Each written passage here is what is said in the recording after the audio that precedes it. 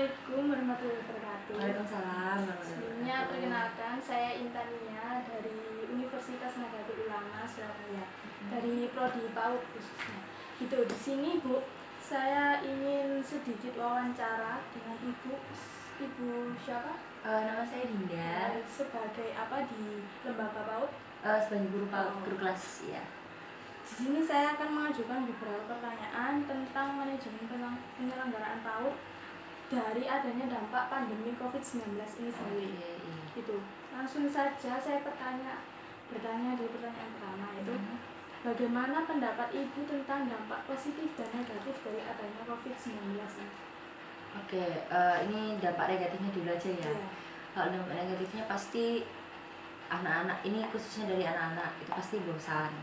Terus kalau orang tua itu juga wis paneng, maksudnya ngajari anak-anak itu males sebenarnya gitu. Terus apalagi yang orang tua yang bekerja itu kan biasanya mereka lebih kesusahan untuk mengajari anaknya di rumah. Terus habis itu kalau untuk guru sendiri itu akan kita nggak bisa bertatap muka langsung sama murid atau siswa, itu nggak enak sih sebenarnya Bu. Jadi jadi nilai, terus habis itu materi pembahasan itu nggak bisa masuk ke anak-anak langsung gitu loh. Kalau kita menjelaskan sama orang tua menjelaskan itu biasanya berbeda. Nah, kebanyakan anak-anak tuh lebih suka gurunya menjelaskan. Karena apa? Karena kalau mereka tanya itu gurunya tuh nggak bakal marah. Nah, tapi kalau orang tua kan kalau biasanya anak-anak tanya itu gurunya pasti orang tuanya kan pasti marah gitu. Nah, itu jadi dampak negatifnya sih itu sih. Jadi kalau guru itu kita nggak bisa membahas langsung di depan anak-anak dan kita nggak tahu anak-anak itu sejauh mana bisa sekarang perkembangannya bagaimana, kita nggak ngerti. Terus kalau orang tua itu tadi apalagi yang kalau bekerja itu kesusahan untuk ngajari anaknya. Kalau siswa mereka lebih enjoy sama gurunya, itu pasti. Terus kalau di rumah terus kan bosan, terus akhirnya main gadget, terus nonton TV, terus kan akhirnya bosan juga akhirnya mereka kayak gitu. Itu sih berkembangnya, akhirnya berkembang ke visual aja, maksudnya nonton YouTube, mainan ngegame, kayak gitu itu. Kalau dampak positifnya kalau dampak positifnya pasti kan yang pertama itu kalau untuk pemerintahan ya, maksudnya kita juga membantu kayak gitu kan, membantu supaya nggak memutus rantai COVID. Terus habis itu kalau untuk anak-anak sendiri, anak-anak akhirnya bisa lebih dekat dengan orang tuanya, mungkin yang orang tuanya bekerja, nah kayak gitu. Jadi mereka bisa lebih dekat sama orang tuanya. Terus untuk yang guru-guru seperti kita ini juga kita lebih bisa lebih dekat keluarga kayak gitu. Apalagi Ramadan juga kan, jadi lebih keluarganya lebih ada, cuman pasti ada sesuatu yang hilang dari Ramadan. Jadi biasanya kumpul-kumpul bareng sama orang-orang seperti itu sih. Oke, lalu selanjutnya bagaimana dengan sistem pembelajarannya sendiri untuk adanya dampak? Ada dampak ini, oke. Kalau untuk sistem pembelajarannya tetap tentang beberapa aspek ya. Jadi kita nggak bisa ke 6 aspek itu. Jadi kayak fisik, motorik, dan itu kita nggak bisa semuanya.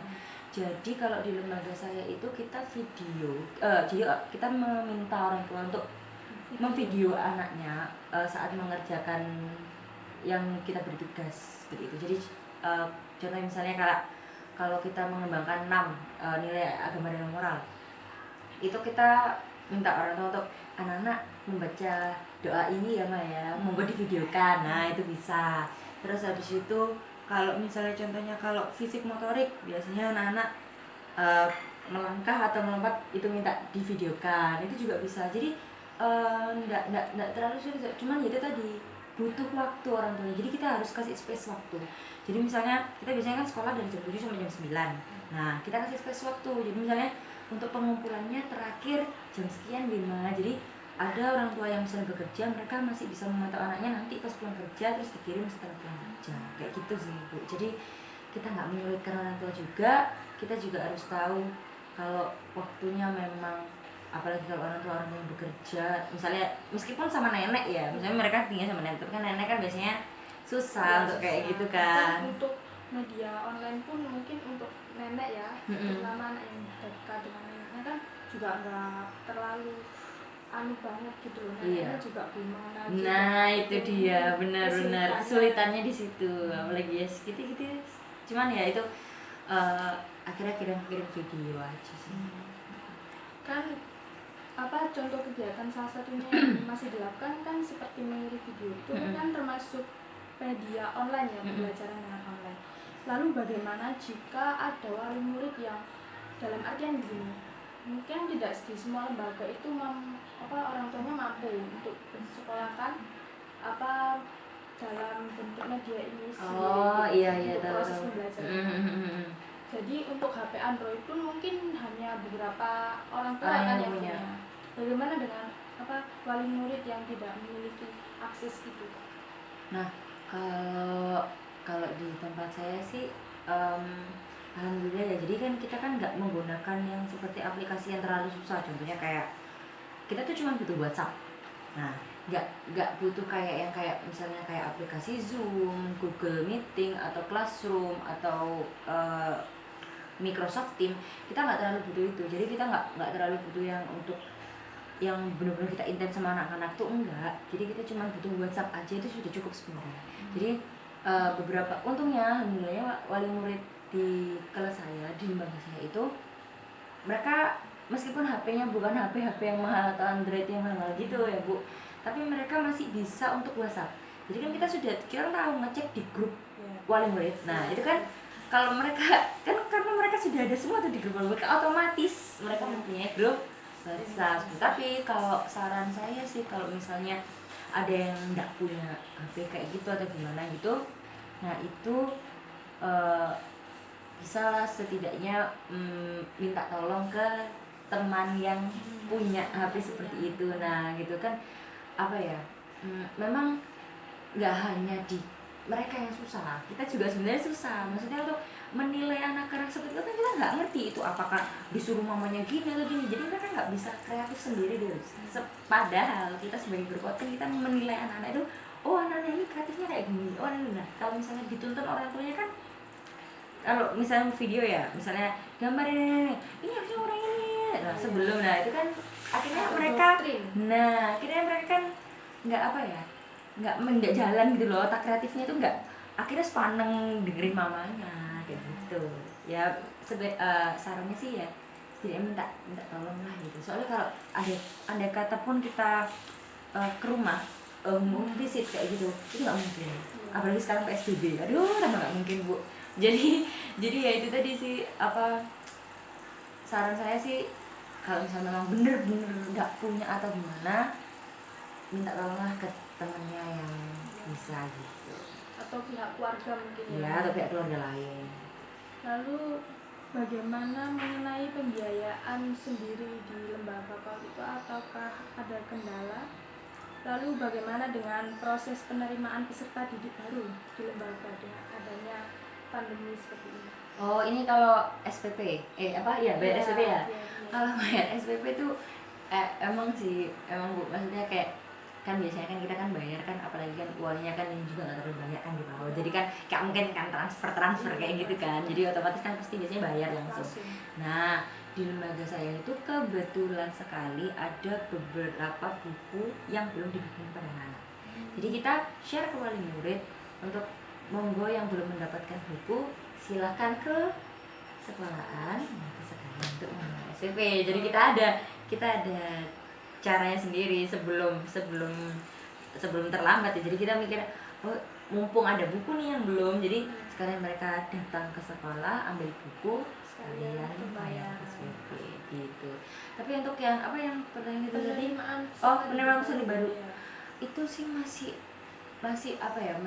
mungkin kalau penerimaan secara sistematisnya masih belum ini. Cuman kalau yang kirim WhatsApp, kirim ini untuk Bu anak saya nanti sekolah di sini ya, Indian. Nah kalau Indian tuh insya Allah sudah beberapa. Cuman untuk yang resmi yang kayak biasanya tuh yang kita harus formulir lah itu masih belum sih. Tapi beberapa sih ada yang ini datang ke sekolahan saat kirim tiket ya, kalau itu mengabari dulu kapan tiketnya Bu kayak gitu, itu bisa minta kayak gitu sih. Jadi tetap, cuman ya memang nggak se-hype yang kemarin yang guduk banyak gitu, enggak gitu, 1, 2 gitu. Orang-orang kan juga masih mikir ini sampai kapan gitu kan, jadi kayak masih belum.